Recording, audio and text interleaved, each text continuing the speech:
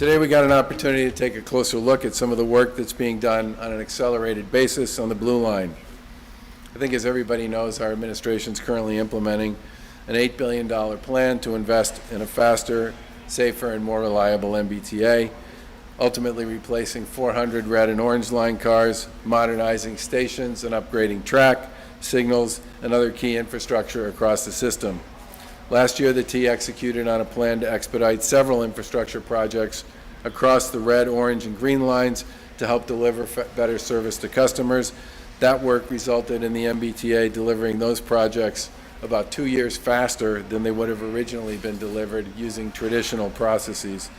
We outlined phase 2 of this accelerated work back in February, and our plans were designed to pursue further accelerated work into 2020. One of those projects was actually this track and infrastructure work on the Blue Line, which was originally scheduled to be accomplished through a series of weekend diversions, maybe 12 or 14 weekend diversions later this year. The impact of COVID-19 on ridership and on traffic made it possible, along with legislation that was championed by Speaker DeLeo, Senator Boncory, and other folks in the legislature, made it possible for the T to engage in a very quick pivot and bump this work forward to now take advantage of the low ridership numbers, the low traffic on roadways, and to use shuttle buses that can move people pretty quickly from Maverick to the other side of the harbor and back.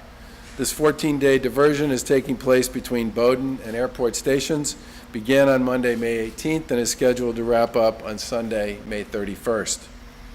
During this time, the T plans to replace 2,200 feet of track between Maverick and Aquarium, which will help remove a long-standing speed restriction between the two stations, install a new truck pad near the airport station, relocate a fire standpipe, which is over there, which we've been talking about, between Maverick and Aquarium, and complete harbor tunnel leak mitigation and drainage work between Maverick and Aquarium that will reduce the water and leak-related service delays and improve overall system reliability. The harbor tunnel, which runs between Aquarium and Maverick, passes under the Boston Harbor and is obviously susceptible to flooding during storm surges. These infrastructure upgrades will improve flood resilience and prevent water leaks and corrosion, ultimately preventing water-related Blue Line delays and improve travel times for riders on the Blue Line. So far, all of the 2,200 feet of track have been replaced. 40 fare gates were overhauled at the airport, Maverick, Bowdoin, and Aquarium stations. Over 2,200 feet of old fire standpipes were demolished, and over 1,800 feet of pipe at this point have been replaced. By diverting this part of the Blue Line for 2 weeks, this work will be finished more than 2 months sooner than previously anticipated. Sections of the track between Bowdoin and Airport stations are also currently being scheduled to close in August of 2020 for additional work on harbor tunnel improvements. And we know that while ridership has been down significantly across the system, the Blue Line transports many of our essential workers each day. So to ensure there's still enough service on the Blue Line, the T's been running shuttle buses between Bowdoin and Airport stations since May 18th. These local shuttles operate between Airport and Bowdoin, as well as direct shuttles running between Airport and Government Center. In addition to replacing service with shuttles, the Fiscal and Management Control Board voted to grant Lynn commuter rail service on the Newburyport and Rockport line temporary Zone A 1A fare status beginning on May 22nd and also running through May 31st. This provides another travel option for riders that typically transfer to the Blue Line at Wonderland Station and additional North Shore customers affected by the temporary Blue Line shutdown who travel to and from downtown Boston. This will also help promote social distancing by easing crowding on board both area bus routes and the Blue Line. The T also recently pursued accelerating already scheduled work on the Lowell commuter rail line to take advantage of the low ridership numbers on that line. And from May 18th to May 24th, the T closed the Lowell commuter rail line between Anderson and North Station to support construction of the Green Line Extension project, which has been going on now for a couple of years. This work was previously scheduled to be accomplished through a series of weekend diversions later this year. And the T will continue to review other opportunities where accelerated work might be possible due to low ridership and less traffic at this time. And since the beginning of this pandemic, the T's moved quickly to protect both its employees and its riders with respect to COVID. The T stepped up their cleaning protocols by increasing the cleaning and disinfection of vehicles. All high contact areas at subway stations, handrails, fare gates, and fare vending machines have been cleaned regularly and often. The T's also implemented rear door boarding on buses and street level trolley stops to protect drivers. The T also launched a public messaging campaign in stations as well, reminding riders to ride safe and ride safer and wear a mask or a face covering while using the MBTA. And as we turn to reopening, we know that public transportation will play an important role in making sure people are able to get to where they need to go. 2 weeks ago, we announced a list of over 50 employers representing about 150,000 employees in Greater Boston who've committed to having significant portions of their workforce working remotely for the rest of the spring, and in some cases beyond that. In the executive branch, we've also extended our telework and remote working guidance for employees already working from home until further notice. We know that some employees will need to get to their workplaces for a fixed start time each day, and for others, telework is simply not an option. But for the rest, we're asking employers to continue to consider having employees who can successfully work from home continue to work from home. Buses, ferries, and trains are unique environments. Fighting the virus in these settings is only possible through shared responsibility. Riders and transit officials both have jobs to do. Secretary Pollack and General Manager Pollack will both speak in a few minutes about other efforts that are underway across our transportation agencies to support the fight against COVID-19 and the T's plans for service going forward.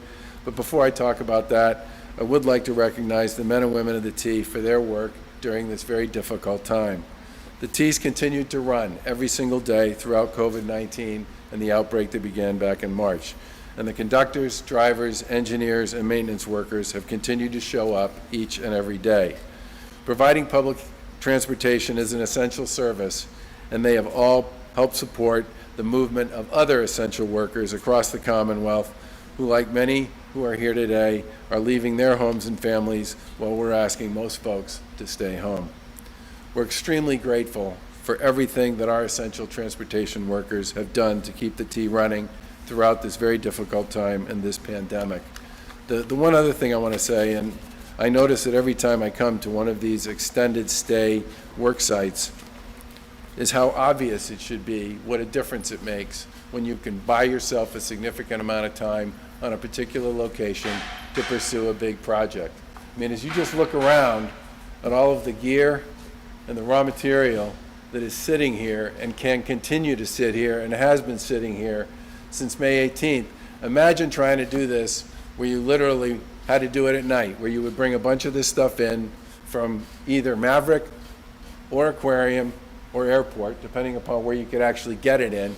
You'd bring it in, you get a few hours of work done, and then you'd have to pack it all up and move it out. That was one of the reasons why we created those weekend events starting last year, to at least get the time from sort of 9 o'clock on a Friday night to 6 o'clock on a Monday morning, so that people could do a significant amount of work on a continual basis without interruption at many of those locations on the other lines. This one, by having these 14 days to actually focus here, the amount of gear and the amount of work and the amount of material that could be brought in and taken out over that period of time, and treat this like a real workstation throughout this period, and at the same time continue to deliver what we might describe as rapid transit at a particular, from particular stops here over to the other side of the harbor, was an exceptional opportunity, and I give the T enormous credit for chasing this. But again, I want to say that without the legislation that was passed and championed by folks like Speaker DeLeo, it simply wouldn't have been possible to get this done. And with that, I will turn it over to Secretary Pollack.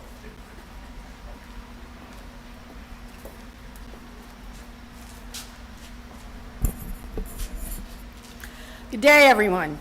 It's my pleasure to be here today to see firsthand some of the accelerated investments being made in the MBTA subway system.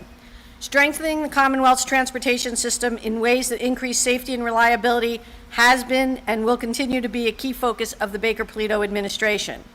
As many of you know, during fiscal year 2019, the T, for the first time, invested over $1 billion in capital projects, the most ever in a single year.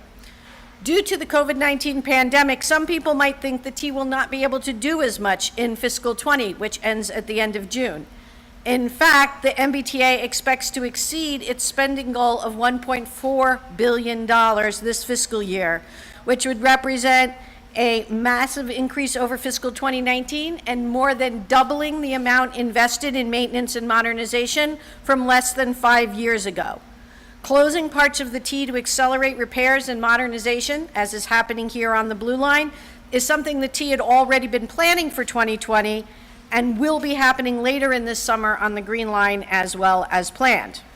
MassDOT's Highway Division is similarly hard at work with employees and contractors following new sanitation, face covering, and physical distancing guidelines as they continue maintenance work, paving roads, repairing bridges, responding to traffic incidents, designing projects, inspecting assets, mowing the grass, and fixing potholes.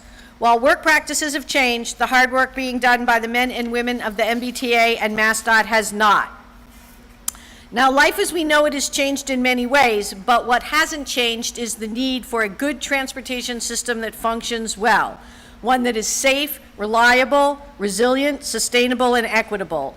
We are, however, expecting to see ongoing changes both in how people travel and, related to that, how people work.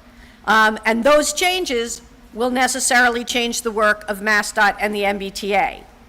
As the governor mentioned, we hope and expect that telecommuting will continue, as many employers have found that work from home has been a successful strategy, and many employees, as we've heard in recent polling data, prefer to work at home at least some of the time. Having state and private sector employees continue to work from home can help the MBTA from becoming undesirably overcrowded and can also help keep cars off of our roads as traffic comes back. In fact, it will take all of us working together to make sure that the transportation system remains safe and reliable as we reopen the economy and adjust to our new normal. MassDOT and the T will need to keep our employees and our customers safe. Employers need to work with us to gradually bring workers back, especially here in the city of Boston and in the urban core, and consider options, not just work at home, but like staggered start times that can further ensure that both the T and the highway network can handle the growing demand.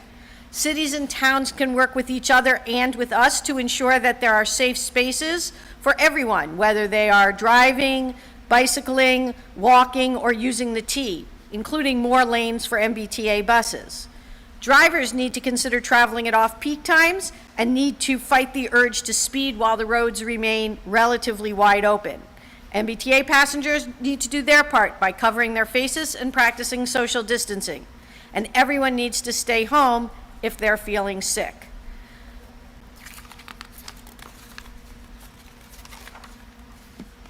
So if we all do our part, it's not just projects like this, but literally hundreds of projects that are going on around the Commonwealth by both MassDOT and the T that can succeed in fixing the transportation system while we have record low levels of transit usage and highway usage.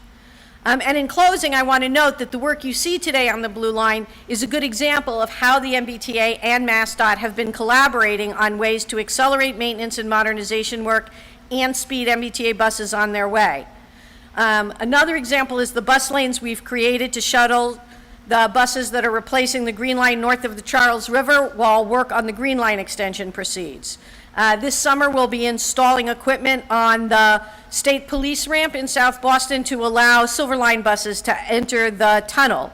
We're working on a bus on shoulder pilot for later this summer, and we're looking at places on the MassDOT-owned system where we can accommodate HOV or managed lanes or bus lanes. By working together, MassDOT and the T can help deliver enough of a supply of transit to allow riders to have a reliable, socially distanced system. And I'm going to turn the podium over to the General Manager to speak about the things the T will be doing to increase transit service and keep our riders and employees safe. In closing, like the governor, I just want to thank the men and women of the MBTA and of our contractors who are working here today for all the great work that you've been doing and will continue to do, both operating the system every day and fixing it for our future. Thank you.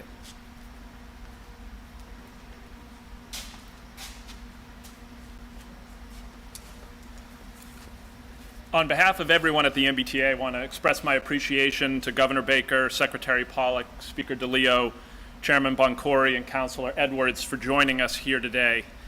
I also want to thank the work crews that are performing the work all along the Blue Line here. Thank you for all your hard work. In particular, I want to thank a couple specific departments: maintenance of way, signals, fare transformation, power, security, capital programs, customer experience, and operations. This has been a huge choreography across the entire MBTA to be able to get this work done, and really thankful for the team that we have here.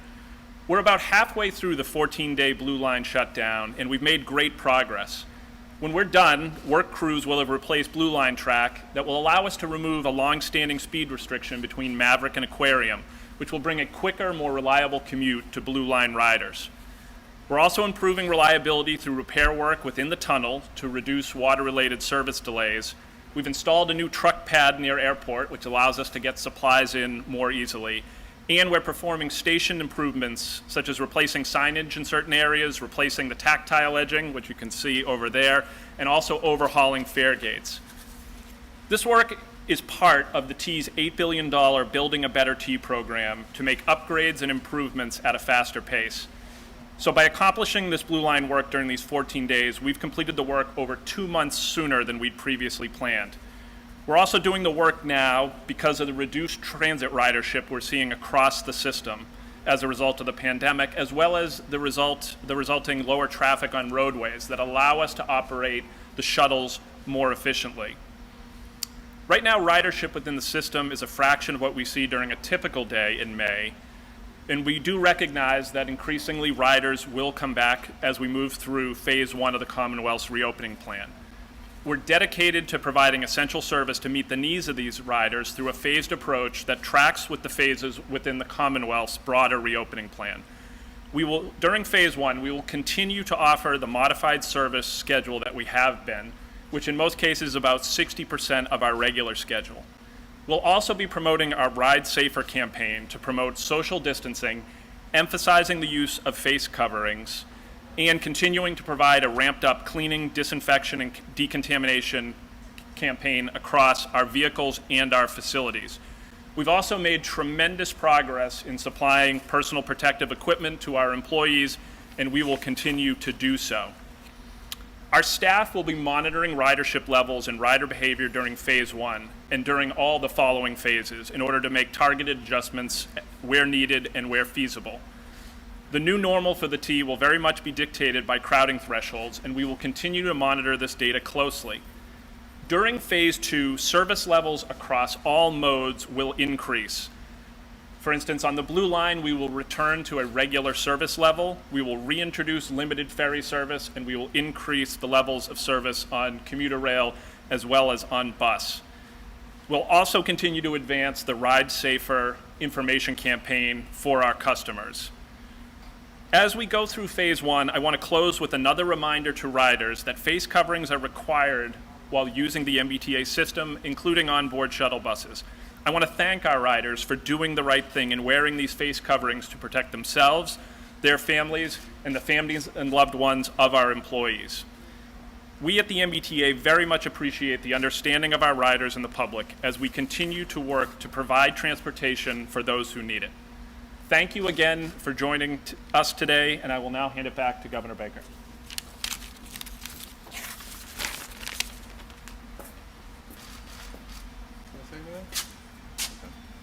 Questions for any of us? Can you explain to people how to ensure social distancing on something like a subway? And if that happens, how that wouldn't cause crowding of the platform? Well, I think the most important thing that'll need to be done here is ensure that people, in some ways, play their part. As both the Secretary and the General Manager said, it's going to be very important for people to recognize and understand that they have a role to play in distancing. And our role is to continue to disinfect and clean the system, particularly the high-touch areas, as often as possible.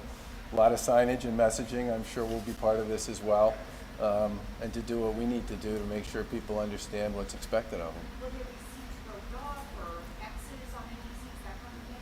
You guys want to speak to that? What's it gonna look like?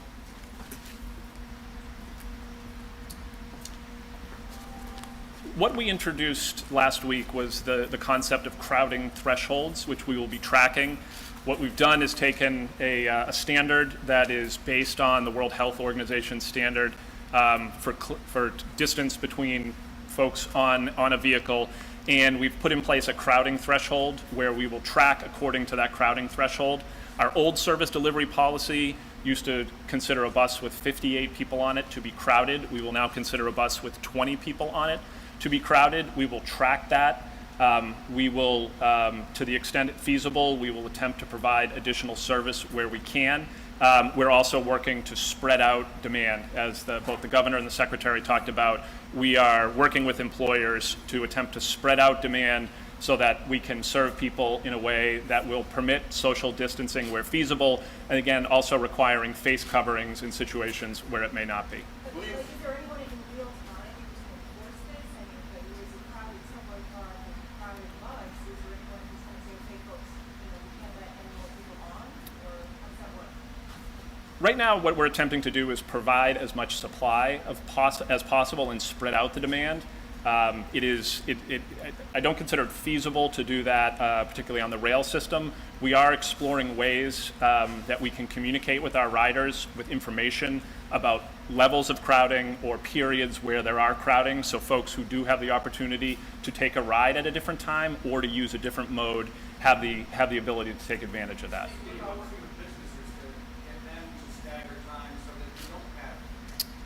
And, that's something that, we've had a very active discussion. I know particularly the secretary and the governor have also been very active in putting together a coalition of business groups that are going to continue working from home, promoting staggered schedules, promoting intermittent work from home. So that's a very active conversation with a number of groups in the business community. Do you plan to help people on the additional employees on the platforms, monitoring and helping people get on and off the train? To the extent that we have the availability of that workforce to do it, we will do that. I think our hope is that people will continue, where possible, to work from home, and also that we're able to communicate with our customers about periods of time where crowding is being experienced. The other thing we're taking a look at is the potential where we might have two overlapping modes, one with capacity, one without. Could we induce folks to shift mode? Part of the second week of this project itself, we are offering folks who want to take the commuter rail in Lynn the opportunity to show their Charlie card and take the Lynn commuter rail. We have plenty of capacity on the Lynn commuter rail. We're looking to see, does it provide a decrease in ridership on the buses serving that station, and also those buses that connect with the Blue Line? Will it decrease the amount of folks on shuttle buses? How until phase 3 to return to normal weekday service? Why not do it sooner and just provide the maximum amount of space? Right now, we're providing about 60% of our regular schedule, and we're seeing, depending on the mode, anywhere from 3% to 24% of our usual ridership. So I would say in general, we have enough capacity on the system right now. One of the things we track and track very carefully and use the new crowding thresholds to track is places where there is crowding on specific buses and lines. And in many cases, we have been able to provide additional supply to address crowding issues. But if you have the funding to do full service, why not just do it to sort of maximize the amount of capacity? Part of the issue for us has been workforce availability. As of last week, we had almost 400 employees who were out on some type of COVID-19 related leave. We've had 150 employees who have tested positive for COVID-19. So part of the issue for us is getting the workforce back, getting them back healthy, and then providing that service. So there's also an element of workforce availability that is a constraint. Steve, on your crowding standards, you use the World Health Organization. governor's often talking about 6 feet, so why the different? You know, I think part of it is the face covering requirement. Face coverings are intended for use where social distancing isn't possible. And we felt this standard also tracked with what most other systems across, we've looked at SEPTA and WMATA and CTA, tracks pretty closely with what other systems are doing across the country. What are you guys doing for right now? There has been cases of overcrowding in East Boston and Chelsea, where a lot of the buses, my colleague did a report last week on it. So what are you guys doing for those areas that people can actually work from home and they have to use those services? So what are you guys doing now instead of waiting for those spaces to start? Where possible, we're attempting to deploy additional service. This picture, the picture that I believe you're referring to is was. She actually rode the bus and she was around, and there was several instances of overcrowding in some of the high peak areas or times. Yep. So what are you guys doing right now to solve those issues for people? Where we see that East Boston and Chelsea are some of the cities that have been more highly impacted by that. Where possible, we're deploying additional service. The particular bus that you may or may not be referring to, but the picture circulated widely, we were actually able to add an additional bus that day, the next day, in order to try to address that situation. Follow up on that though, when you have that overcrowding situation, how do you enforce 3 feet, 6 feet social distancing, masks, pull people off the bus? Do you limit the amount of people allowed on the bus? How do you do that? You know, I think that is something we're exploring different ways to address that.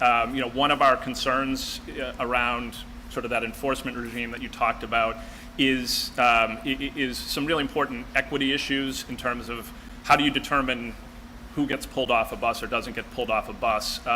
So I think, we've certainly seen other systems have been challenged to do this as well. So it is something we're looking at. Could we potentially have buses bypass stops when they are full? There's some important operational considerations there, because you may get into a situation where you're bypassing some stops so regularly that the service is not being delivered equitably. So that is part of an ongoing discussion right now.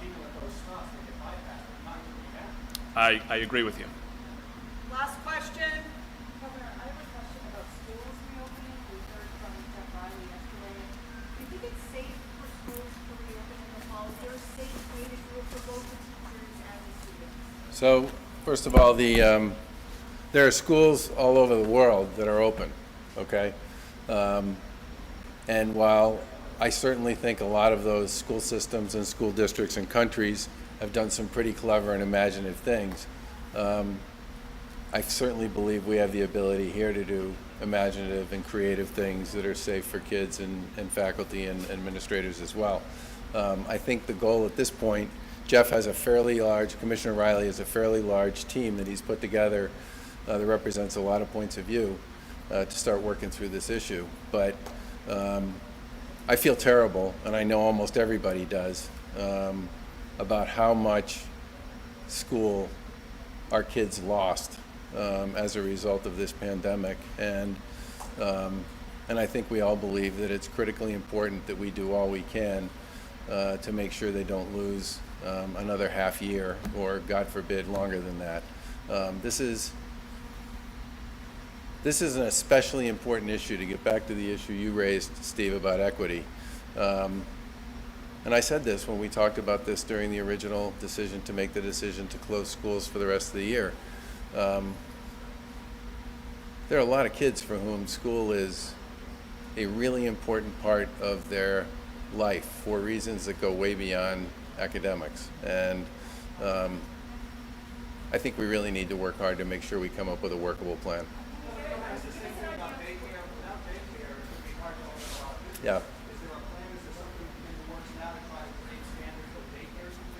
So we've had numerous conversations with the childcare community, with the folks at EEC, and with the folks at DPH and the command center over what a reimagined childcare system would look like, and I expect that we'll have a lot more to say on that soon, because we agree it's got to be part of the game. Yeah.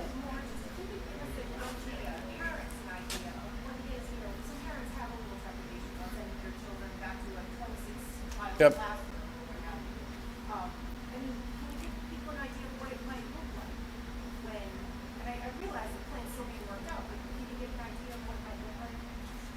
plan is still being worked out, and when we have a little more sort of meat on the bones, we'll have. I mean, look, this isn't the sort of thing that anybody thinks you can present to people on August 20th and think that's going to be particularly helpful. People know that this is something people need to see and start thinking about and have a chance to kick the tires on sooner rather than later. Yeah. Bennett Walsh yesterday produced communications that seemed to indicate he made your administration aware of the circumstances at the soldier's home about, I think, 8 days earlier than the response to it. Were you aware of that? And if not, why didn't it filter up through your administration to you sooner? Well, I've said for a while now, and Alex Morris, who's the mayor in Holyoke, who told the lieutenant governor, Secretary Sutters, and me on a Sunday night at the end of March what the story was. But I've said for quite a while that I want to wait and see the results of Mark Pearlstein's investigation. We hired him 2 days after we were made aware of the impending and exploding tragedy there. And there's a lot of back and forth, which is not surprising given the significance of what happened there. But I'm waiting for Mark's report. Governor, Thanks, as everybody. things are reopening, people are afraid. People are afraid for the kids to go back to school in September. They're afraid to get on the MBTA because they have to go to work. They're afraid to send their kids to daycare. What do you say to people in Massachusetts who are afraid as things are reopening? We've been basing all of our decisions on guidance and advice that we're getting from our own public health folks, the very strong, world-class medical community we have here in Massachusetts, the information that's come from other countries with respect to how they've been handling some of these issues. They're ahead of us in many cases because they dealt with this virus before we did. And we've said all along that the data is going to be the element that drives our decision making. And we said we weren't going to reopen anything until we started to see positive trends for an extended period of time. We didn't open anything until we saw positive trends for an extended period of time. And we're going to continue to follow those trends. And the phased approach that we took to making decisions about how to reopen were based on the guidance and the advice that we got from a lot of the very smart people that work in our administration and the smart people who live in Massachusetts and elsewhere. And I thought at the time that, and I said this, that we would be accused of going too fast by some and too slow by others. And honestly, that's exactly where we seem to have landed. But in the end, the decisions we make are going to be based on guidance, advice, and data. Governor, what do you think of the 3 feet crowding on the T versus, I've heard you say so many times, trying to say 6 feet. Yeah. Do you think that 3 feet is enough? Well, I haven't read the guidance that these folks saw from the World Health Organization, so I'd like to look at it before I comment on it. But I do know that there are a bunch of studies that have been done that say that the length of time you spend in a particular place has a lot to do with how big the concern is about transmission. And the other thing people have said is if 2 people are wearing a mask, you can reduce the likelihood of transmission by as much as 80%. I'm guessing those 2 things factor into some of that, but I would like to read the WHO stuff before I comment specifically on it. Thanks. Everybody. Is there any plan to redeploy the National Guard to any of the cities? Is there any plan to redeploy the National Guard to any of the cities to help in capacity? They're still deployed. In Chelsea, East Boston, is there any plan? It's in Chelsea, right?